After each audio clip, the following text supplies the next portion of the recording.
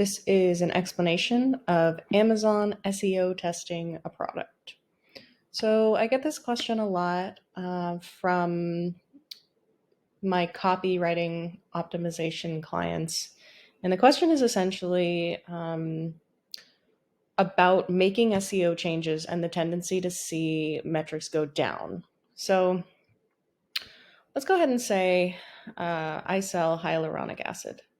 And I've been selling this listing for a long time. Let's say it's been up here for 5 years and I've never made a change. But I want to go ahead and change my SEO, update some things. So let's go ahead and say our title was too long.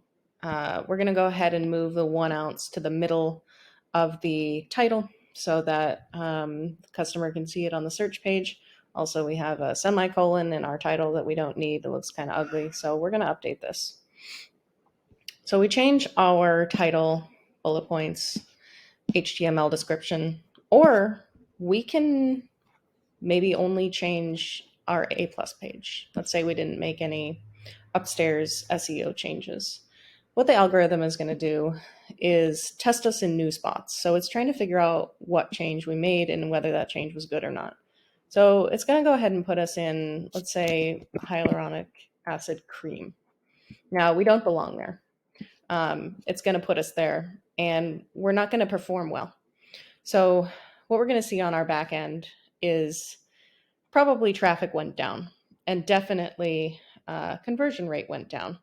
It's not because the change we made was bad. It's because we're being shown in spots that we don't belong. Amazon is also going to show our PPC in places that it doesn't necessarily belong. That's where a lot of this testing is going to happen, is it's going to be shown in PPC spots. And the hope is that we just don't get clicked on and we don't have to spend the money on that PPC spot. But over time, it's going to put us in some different places, maybe Korean. And if we're not a Korean hyaluronic acid, we're not going to perform well there. So over time, it's really just going to test us in some new spots. And the hope with an SEO change is that we've gained some SEO. So we've gained some terms that we didn't rank for before. Maybe we're going to rank better for 1 ounce. So maybe it tested us in the 1 ounce area and we performed much better here because now the customer could see it on the search page. It looks like we've filled out our back end so they can see it here. They don't need to see it in the title, which is why this product is already performing well, even though you can't see the 1 ounce at the end of the title. So the other thing is that you can never lose your SEO. So let's say we took out anti-aging or face serum from here. If we were already indexed for face serum, we would never lose that. And that's a question that I get fairly often. If I take out keywords, will I lose the indexing on them? You will not lose the indexing. You may lose ranking on them for other reasons. That happens a lot when you move terms around. Let's say we moved pure hyaluronic acid towards the end of the title.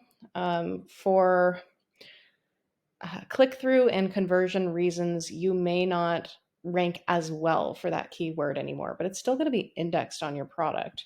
I have worked on products that were very high in Amazon's rankings, ones that were bestsellers. And sometimes you'll work on an elderberry syrup that is indexed for applesauce. They get indexed for all kinds of strange words because they are so widely bought that they advertise in strange places and they end up indexed for strange words. So we have a lot of evidence these days that Amazon is actually crawling all banners.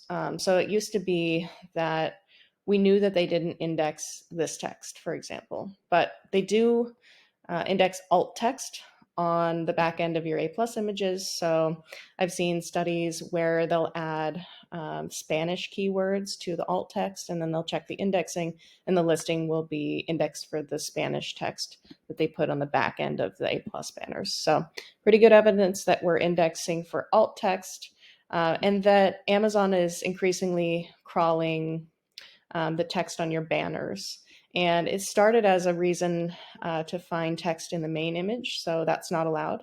And we're seeing more and more evidence that Amazon is actually crawling all of your infographics and using those words to better target your listing. So being aware that Amazon is looking at all your text, and that's why sometimes when you submit your A+ page, it goes, hey, you said price in one of your banners. Didn't used to be able to do that. So again, if you make SEO changes, you shouldn't react and say that they're not working after a month. I would say 2 months is a pretty strong indicator that your change was worse. But that can be a reason why when you have a best-selling product, it's not the best idea to change the SEO, because you're more likely to lose rankings than you are to gain rankings for a product that's already doing really well. It's the old adage that if something is not broken, don't fix it. So usually the reason to make SEO changes is because you're already not performing well. It's less helpful usually for a product that's already ranking well to try and make SEO changes. Usually for those kind of products that you want to make small improvements for, it's a better idea to be more aggressive with PPC. So I hope that's helpful for you guys.